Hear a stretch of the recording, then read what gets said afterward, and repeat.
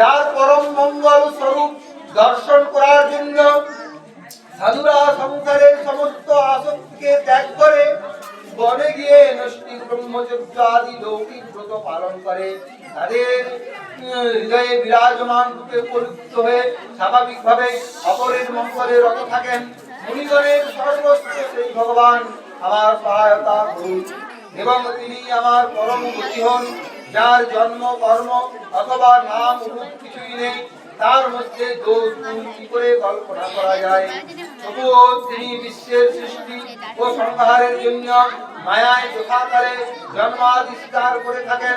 সেই অনন্ত শক্তিমান ঐশ্বর্যময় পরম ব্রহ্ম আত্মাকে নমস্কার। এই অরূপ হয়েও তিনি বহুরূপে প্রকাশিত হন। সেই আশ্চর্যময় এর চরণে প্রণাম। স্বপ্রকাশক সাক্ষী স্বরূপ সেই পরমাত্মাকে নমস্কার। যিনি মন বাক্য চিত্ত থেকে অনেক দূরে, সেই পরমাত্মাকে বারবার নমস্কার। সাধক কর্ম সন্ন্যাস অথবা কর্ম সমর্পণ দ্বারা শুদ্ধকরণ হয়ে যাকে লাভ করেন, তিনি নিত্য মুক্ত পরমানন্দ ও জ্ঞান রূপ। এই এবং অপরকে কৈবল্য মুক্তি দেবার ক্ষমতা কেবল তাঁরই আছে। সেই প্রভুকে আমি নমস্কার করি, যিনি সত্য রজ ও তম এই তিন গুণের কোনরই শিকার নন। সত্য গুণে শান্ত, রজগুণে ঘোর এবং কখনো তম গুণে মূঢ়ের মতো আচরণ, ভেদ রহিত, সমানভাবে স্থিত ও জ্ঞান ঘন। সেই প্রভুকে বারংবার নমস্কার করি। আপনি সকলের প্রভু, ক্ষেত্রজ্ঞ এবং সর্বসাক্ষী। আপনাকে আমরা বারবার নমস্কার করছি। আপনি নিজেই আপনার কারণ উৎসস্থল, আপনি পুরুষ ও মূল প্রকৃতি রূপে বিরাজমান। আপনাকে বারবার নমস্কার। আপনি যাবতীয় ইন্দ্রিয় এবং তাদের বিষয় সমূহের স্রষ্টা এবং সর্ববিধ প্রকৃতির আধার। অহংকার আদি ছায়ারূপ অসত্য বস্তুর দ্বারাও আপনার অন্তিমের প্রমাণ পাওয়া যায়। আপনার বিষয়ের মধ্যে যে চৈতন্য আভাস পাওয়া যায়, সেও আপনারই অস্তিত্ব প্রকাশ করে। আমি আপনাকে নমস্কার করি। আপনি সকলের আদি কারণ, কিন্তু আপনার কোনো কারণ নেই এবং সর্ব কারণের কারণ হওয়া সত্ত্বেও আপনার কোনো বিকৃতি বা পরিমাণ নেই। সেই জন্য আপনি অদ্ভুত কারণ। আপনাকে আমার নমস্কার। যেমন সমস্ত নদী ঝর্ণার অন্তিম গতিস্থল সমুদ্র, সেই রূপ সমস্ত বেদ ও শাস্ত্র সমূহ আপনাকে পর্যবসিত হয়। আপনি মোক্ষ স্বরূপ এবং সমস্ত সাধুদের আশ্রয়স্থল। আপনাকে নমস্কার। যেমন যজ্ঞের কাষ্ঠে অগ্নি প্রচ্ছন্ন ভাবে থাকে, তেমনি আপনি আপনার জ্ঞানকে গুচ্ছ সমূহের মায়ায় ঢেকে রাখেন। গুচ্ছ সমূহ যখন ক্ষুব্ধ হয়, তখন আপনি তাদের দ্বারা নানা প্রকার সৃষ্টির সংকল্প করেন। যার কর্মসন্ন্যাস এবং কর্মসমর্পণ আছে, তার আত্মাতে আপনি চিন্তা রূপে প্রকাশিত হন। বিধি বিষ্ণুর নিষেধকেও অতিক্রম করতে পেরেছেন, তাদের আত্মা রূপে আপনি প্রকাশিত হন। আপনাকে আমি বারংবার নমস্কার করি। যেমন দয়ালু ব্যক্তি জালে আবদ্ধ পশুকে মুক্ত করেন, তেমনি আপনি আমার মতো শরণাগতের পাশ থেকে মুক্ত করবেন। আপনি নিত্য মুক্ত, পরম করুণাময় এবং ভক্তের মঙ্গল করতে কখনো আপনার বিলম্ব হয় না। আপনার চরণে আমার কোটি কোটি দণ্ডবত। আপনি সমস্ত প্রাণীর মধ্যে আংশিক রূপে আত্মরাম রূপে অবস্থান করে উপলব্ধির বিষয় হন। সেই সর্বৈশ্বর্যপূর্ণ এবং অনন্ত ভগবান, আপনাকে নমস্কার করি। যারা দেহ, পুত্র, গুরুজন, গৃহ, সম্পত্তি এবং সজ্জনের প্রতি আসক্ত, তাদের পক্ষে আপনাকে লাভ করা বড়ই কঠিন, কেননা আপনি স্বয়ং গুণাতীত, আসক্তি শূন্য, জীবন মুক্ত মহাপুরুষগণ নিজেদের হৃদয়ে অবরিত আপনার কথায় চিন্তা করেন। সেই সর্বৈশ্বর্যপূর্ণ জ্ঞানময় ভগবানকে আমি নমস্কার করি। মানুষ ধর্ম, অর্থ, কাম এবং মোক্ষ লাভের জন্য তার আরাধনা করে তাকে অভীষ্ট বস্তু লাভ করে। শুধু তাই নয়, তিনি তাদের সর্বপ্রকার সুখ বিতরণ করেন এবং সেই সঙ্গে তাদের নিজের মতো আরাম পর্যন্ত দেহ দান করে থাকেন। সেই পরম দয়ালু প্রভু আমাকে উদ্ধার করুন। যার শরণাগত একান্ত ভক্ত এবং তার কাছে সমস্ত বস্তুই প্রার্থনা করে সে মোক্ষ পর্যন্ত দিতে পারেন। কেবল তার পরম মঙ্গলময় দিব্য লীলাসমূহ কীর্তন করে আনন্দ সাগরে ডুবে থাকেন। যিনি অবিনাশী, সর্বশক্তিমান, অব্যক্ত, অতীন্দ্রিয় এবং অত্যন্ত সূক্ষ্ম, যিনি অতি নিকটস্থ হয়েও দূরবর্তী মনে হয়, যাকে আধ্যাত্মিক যোগ অর্থাৎ জ্ঞান যোগ দ্বারা, ভক্তি যোগের দ্বারা লাভ করা যায়, আমি সেই আদি পুরুষ অনন্ত পূর্ণ পরমেশ্বরের স্তুতি করছি, যার সামান্য অংশ থেকে বহু প্রকার নাম এবং রূপের ভেদযুক্ত ব্রহ্মা প্রমুখ দেবতা, বেদ এবং চরাচর সমস্ত লোক সকল সৃষ্টি হয়েছে। যেমন দীপ্তিশালী অগ্নি থেকে শিখা সমূহ অথবা প্রকাশিত সূর্য থেকে তৎপ্রদীপ কিরণ সমূহ পুনঃ পুনঃ প্রকাশিত এবং তাতেই বিলীন হয়ে যায়, সেই রূপে গুণপ্রবাহ রূপী বুদ্ধি, মন, ইন্দ্রিয়, দেহ বারবার সেই রূপে আত্মাতে বিলীন হয়ে যায়। হে দেবতা অসুর, ইনি দেবতা অসুর নন, অথবা মানুষ, পশু কিংবা পক্ষীও নন। তিনি স্ত্রী পুরুষ কিংবা নপুংসক নন। তিনি সাধারণ অথবা অসাধারণ কোনো প্রাণী নন। গুণ, কর্ম, কার্য, কারণ কোনো কিছুই নন। সমস্ত কিছুর নিষেধ হয়েও যাওয়ার পরেও অবশিষ্ট যা থাকে তার স্বরূপ যিনি অশেষ, সেই পরমাত্মা আপনাকে আমাকে উদ্ধার করতে আবির্ভূত হন। আপনি বাঁচাতে, আমি বাঁচতে চাই না। এই হস্তির জনির ভিতরে এবং বাইরে চতুর্দিক থেকে অজ্ঞান রূপ আবরণে আচ্ছন্ন এই জীবন ধারণ করে কি লাভ? গজেন্দ্র তখন স্তুতি করছেন এবং বলছেন, আর আমি বাঁচতে চাই না, আমি আমার স্বরূপ বুঝে গিয়েছি। আমি যখন বিপদগ্রস্ত তখন আর আমার সাইডে কেউ নেই।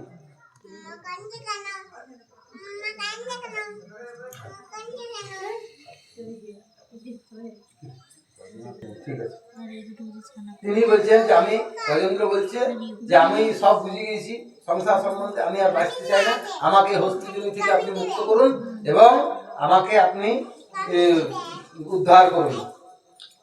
শ্রী শুক উবাচ এবং গজেন্দ্র মুক্ত পরিনির্নিবিশেষ ব্রহ্মোদয়ো বিশলো লিঙ্গো বিভূর্ভিমানা নৈতে যত সৃষ্টত্ব আত্মকথনং তত্রাখিল হরিভাষিত তৎপর্যন্ত লুব্ধো জগন্নিবাস স্তোত্রং নিমস্য দিব্যগজৈ সহ সমুদ্বুদ্ধি ছন্দে মাত্র গরুরেণ সমুপক্ষমান চক্রমাসু তুর ততো গজেন্দ্র সত্যন্ত সুরবলেন গৃহীত আর্ত দৃষ্টা গরুত্তিম হরিং খ উপবৃত্ত চক্রান উৎকৃষ্য সাজম্বু করো গিরোমাহ পৃচ্ছাৎ নানালঙ্কার খিলো গুরো ভগবান নমস্তে ত্বং বিজ্ঞং পীড়িতো মজলম সহ তীর্থবাস তীর্থম সগুণমাস সরলম কি বদ্ধ জয় হার প্রকটো বিপদ মুক্ষিতং গজেন্দ্রং সম্পৃক্ত হরিমুচ্চ শ্রীয়ানাম। শ্রী সুখদেব বললেন, পরীক্ষিত, গজেন্দ্র কোন রকমের ভেদ বুদ্ধি ভাব না রেখে শ্রী ভগবানের অপ্রাকৃত নির্বিশেষ স্বরূপের স্তুতি করছিলেন। সেই জন্য ভিন্ন ভিন্ন নাম ও রূপধারী বিভিন্ন মূর্তিমান অভিমানী ব্রহ্মাদি দেবগণ তাকে রক্ষা করার জন্য আসেননি। তিনি গজেন্দ্র শুধুমাত্র ভগবানকে ডেকেছিলেন, সেই পরমাত্মারই ধ্যান করেছিলেন। ওই জন্য দেহ অভিমানী যেসব দেবতা, ব্রহ্মা, ইন্দ্র, যে সমস্ত আদাস দেবতারা আছে তারা কেউ এলেন নাই। তখন ভগবান নিজেই সেখানে এলেন। শ্রী হরি তার গজেন্দ্রের স্তুতিতে মুগ্ধ হয়ে স্তুতি শুনে বেদময় গরুরে আরোহণ করে চক্রধারী ভগবান অতি দ্রুত বিপদগ্রস্ত গজেন্দ্রের কাছে পৌঁছালেন। শ্রী হরির স্তুতি করতে করতে অন্য দেবতাগণ তখন সেখানে এলেন। সরোবরের ভিতরে সেই বলশালী কুমির গজেন্দ্রকে ধরে রেখেছিল এবং গজেন্দ্র ভীষণ ব্যাকুল হয়ে উঠেছিল। যখন গজেন্দ্র আকাশে বিষ্ণু ভগবানকে চক্র হাতে নিয়ে গরুড়ে আরোহণ করে আসতে দেখলেন, তখন সে একটা পদ্ম ছুঁড়ে করে নিয়ে উপরের দিকে উঠে কাতর স্বরে তার চরণে দিলেন। বললেন, হে নারায়ণ, হে জগৎ গুরু ভগবান, আপনাকে প্রণাম। যখন ভগবান গজেন্দ্রের ভীষণ কাতর দেখলেন, তখন গরুরকেও ত্যাগ করে করুণাবশে স্বয়ং জলে অবতীর্ণ হয়ে তৎক্ষণাৎ গজেন্দ্রের সঙ্গে কুমিরের আকর্ষণ করে সরোবরের তীরে নিয়ে এলেন। অতঃপর সকল দেবতাদের সম্মুখে চক্রের দ্বারা কুমিরের মুখ ছিন্ন বিচ্ছিন্ন করে গজেন্দ্রকে মুক্ত করলেন। বলভক্ত বৎসল ভগবান কি জয়।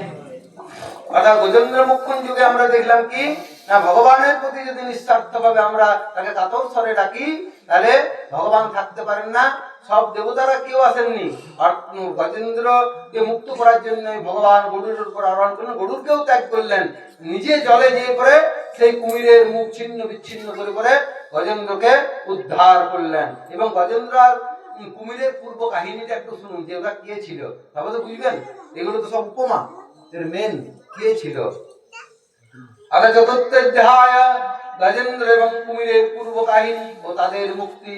শ্রী শুকোবাচ তদা দেব গন্ধর্বা ব্রহ্মশান পুরগমঃ মুমুচ্চ কুসুম সারো সংসন্ত কর্মত্রদ্দরে নেতুম কর্ম भयो দিব্যা গন্ধর্বা নতুর্গুর্যত ঋষয়ব্যাস সিদ্ধোচ্চ পুরুষাস্তমমৃতম নৈশ্রং গ্রাহ সহস্রৈব শুদ্ধ পরম প্রদাধৃতম মুক্তো দেবাপয়নম হুহু গন্ধর্ব সত্রতম গ্রণ্যো প্রমাণ্যত্তৈয় নির্মুক্তো শ্লোকব্যয়ম অবগাম যশোধাম কীর্তন গুণ কথনম চেতো কল্পিতম ঈশানে পবিত্রন্ত পরিসংতত লোকস্য পরিশ্যম লোকান সম্মোভূত কিলঙ্কিনী গজেন্দ্র তত্তাৎস্পর্শাৎ বীরজ্ঞানদ্ভুতাৎ প্রাপ্তো ভগবতো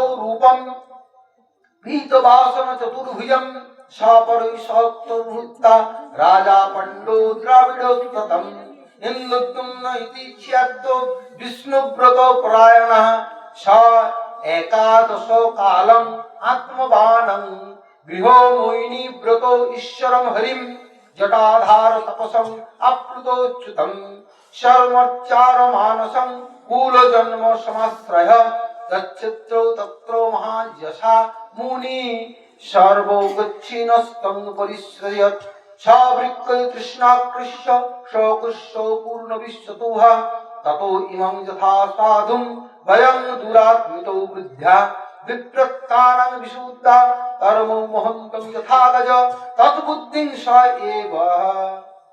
শ্রী সুখদেব বললেন, হে রাজন, রাজা পরীক্ষিত, যখন ব্রহ্মা শঙ্কর প্রমুখ দেবতাগণ ঋষি এবং গন্ধর্বগণ শ্রীহরির এই কাজের প্রশংসা করে পুষ্পবৃষ্টি করতে লাগলেন, স্বর্গে দুমদুমি নিনাদিত হলো, গন্ধর্বেরা নৃত্য গীত করতে লাগলেন এবং ঋষি চারণ ও সিদ্ধগণ ভগবান পুরুষোত্তমের স্তুতি করতে লাগলেন।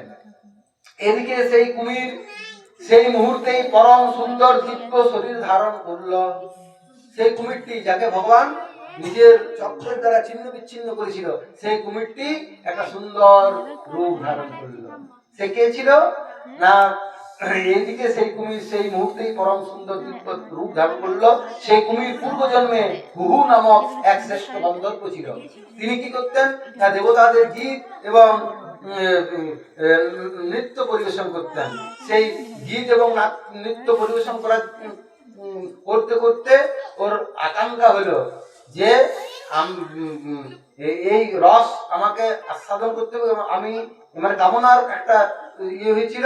তখন ভগবান মানে ইন্দ্র তাকে অভিশাপ দেয় এবং সে কুমির রূপে সেখানে ওই কামনা বাসনার যে আধার অর্থাৎ হস্তি রূপী যে আমাদের কামনা সেইগুলিকে আকর্ষণ করেছিল, অর্থাৎ সে কুমির রূপে জন্ম নিয়েছিল। হু নামক একটা গন্ধর্ব সে দিব্য শরীর ধারণ করলো, ভগবানের থেকে সাপ মুক্ত হলো।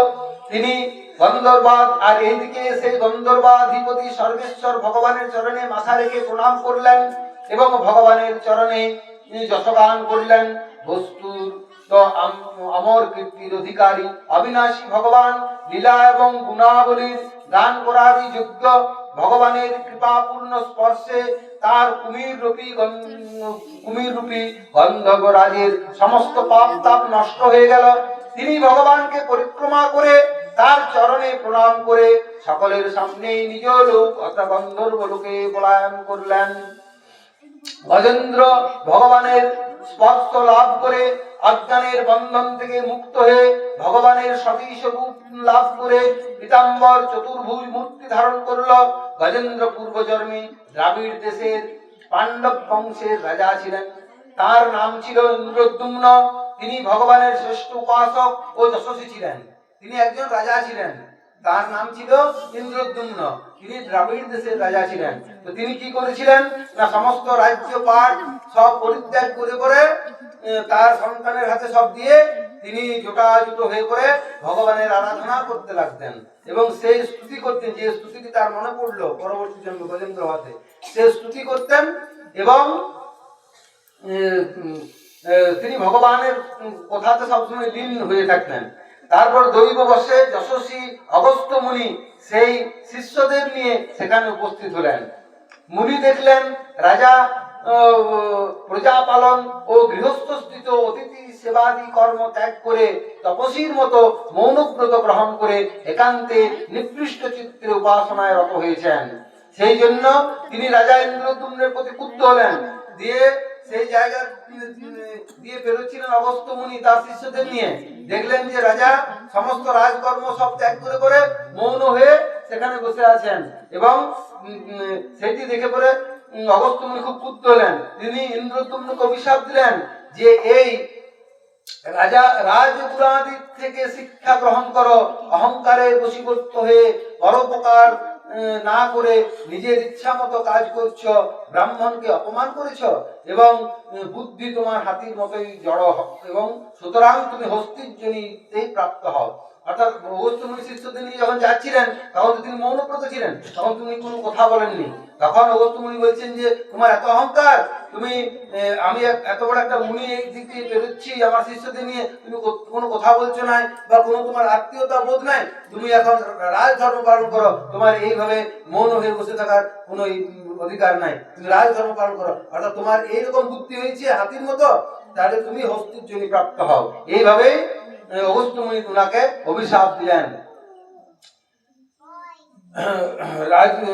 এবং হস্তির জন্য প্রাপ্ত হলেন। সুখদেব বললেন শ্রী সুকবাচ এবং সপ্তা হস্তগ্রস্ত ভগবান নৃপ স্বানুগ ইন্দ্রদ্যুম্নোপি রাজ দৃষ্ট তদ্রূপ পরায়ণ আপন্ন কুঞ্জরি স্যোনি আত্মস্মৃতি বিনাশিনম হর্ষস্তুত ভাবেন গজেন্দ্রোপস্মৃত স্মৃতি এবং বিলক্ষ্য গজেন্দ্রস্তু রাজ তেজবি পর্যসংগতিম যুক্ত গন্ধর্ব গণপ্রিয়তাং কর্মবন্ধন সাপদাৎ এতন্মুক্ত মহারাজ কৃষ্ণ ভাব গজেন্দ্র মোক্ষণম স্বর্গং সাহস্য কলিন্যাসং দুঃস্বপ্ন নাশনং কুর্বন্ত যথা কীর্তন গানেন মনসশ্চ দিয়াজয়তং সুজয় প্রত্যুত্থায় দুঃস্বপ্নন্দ প্রশান্তয়ে ইমামং হরিং কৃত্য গজেন্দ্র মুক্ত সত্তমং সুবুদ্ধিং সর্বভূতানাং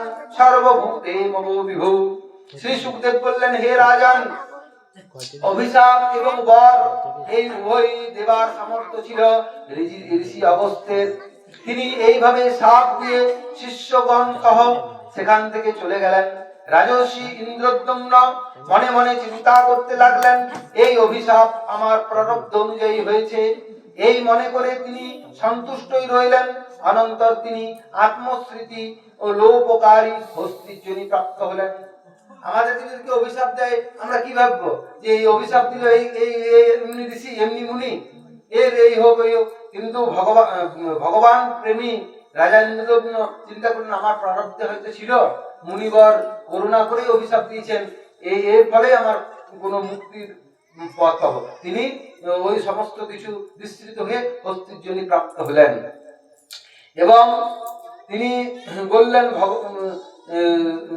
ভগবান শ্রীহরি এইভাবে গজেন্দ্রকে উদ্ধার করে তাকে তার পার্শ্বদ করলেন। গন্ধর্ব সিদ্ধ দেবতাগণ এই শ্রীহরির লীলা কীর্তন করতে লাগলেন এবং ভগবান বিষ্ণু তার পার্শ্বদ গজেন্দ্রকে নিয়ে চলে গেলেন। হে কুরুবংশ শিরোমণি মহারাজ পরীক্ষিত, আমি ভগবান শ্রীকৃষ্ণের মহিমা ও গজেন্দ্রের উদ্ধারের সমস্ত কথা আপনাকে শোনালাম। এই প্রসঙ্গ শ্রোতাদের দুঃস্বপ্ন ও কলিমল নাশ করে এবং যশ ও উন্নতি ও স্বর্গ লাভ করায়। কল্যাণকামী জিতেন্দ্রিয় স্বপ্নাদি শক্তির মধ্যে প্রাতঃকালে শুদ্ধ চিত্তে এই কাহিনী অর্থাৎ গজেন্দ্র মোক্ষ যোগ কাহিনী পাঠ যিনি করেন, হে কুরুশ্রেষ্ঠ পরিকৃত, গজেন্দ্রের স্তুতিতে সন্তুষ্ট হয়ে ভগবান সর্বব্যাপী ও সর্বভূত স্বরূপ শ্রীহরি সকলের সামনে তাকে এই কথা বলেছিলেন।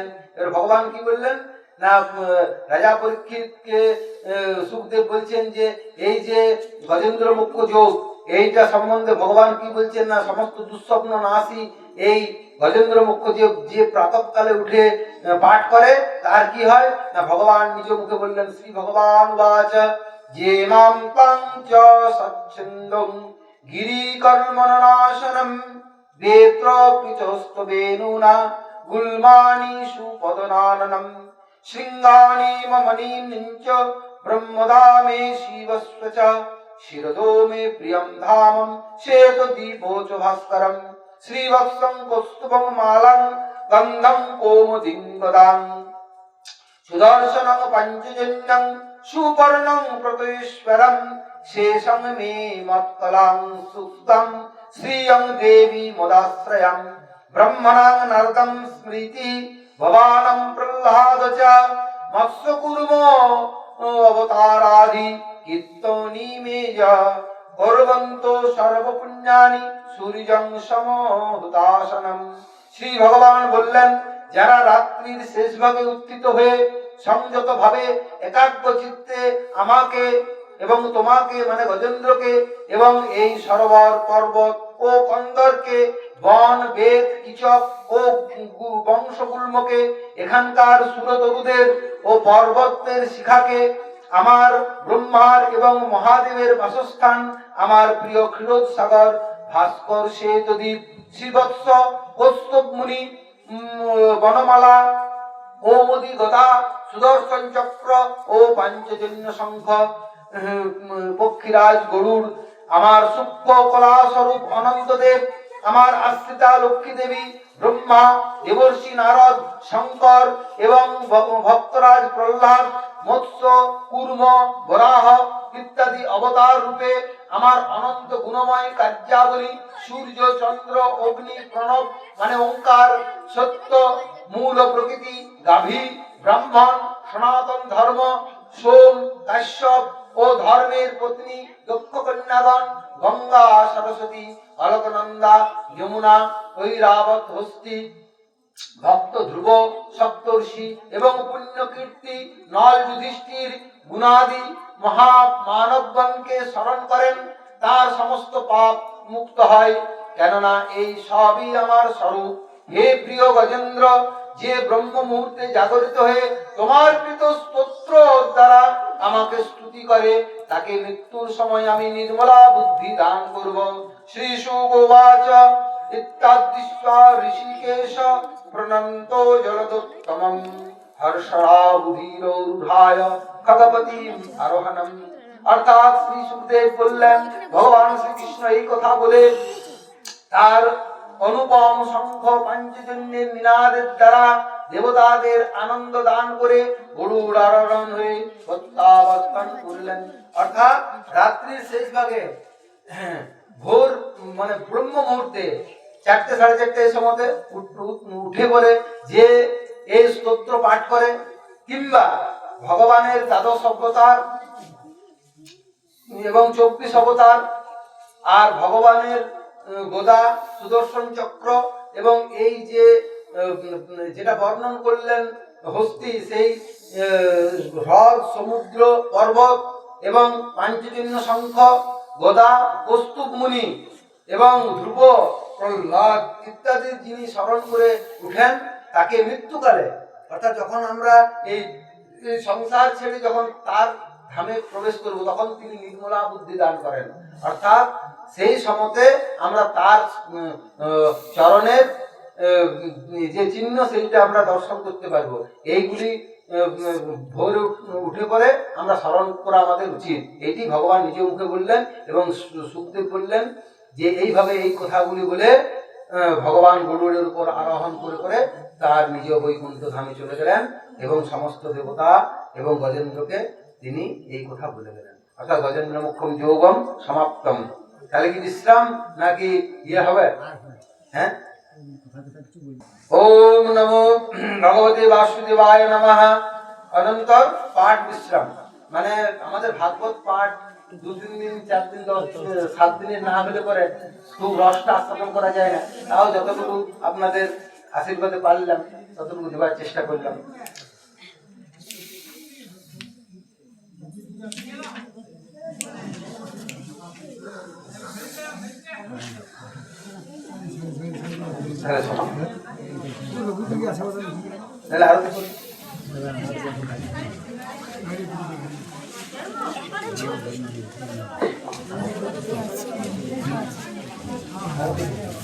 ওম জয় জগদীশ। আপনারা দাঁড়ান, সবাই আরতি হবে, ভাগবতের আরতি দর্শন করে আপনারা যাবেন।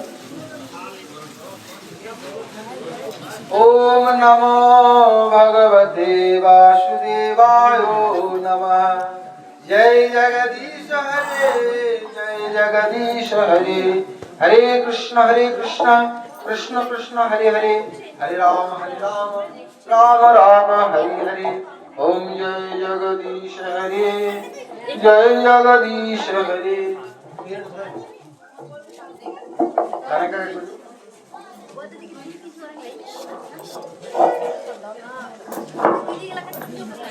ও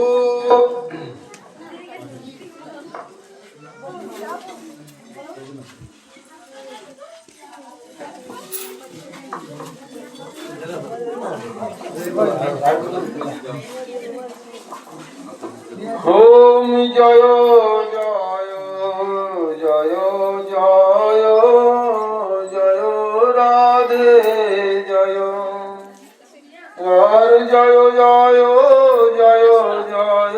আমি তো করুন, আরতি করবেন না, ধূপ দিতে দেন, কেউ ধূপ জ্বালান, চলিয়া করুন, ধূপ জ্বালান, এখন আরতি করুন। ভাগবতের আরতি করতে হয় এবং সবাই শান্তি জল নিয়ে যাবেন। এখানে গঙ্গা জল শান্তি জল করা আছে, সবাই নিয়ে করে তারপর বাড়ি যাবেন। ওম জয় জগদীশ হরে, ওম জয় জগদীশ হরে।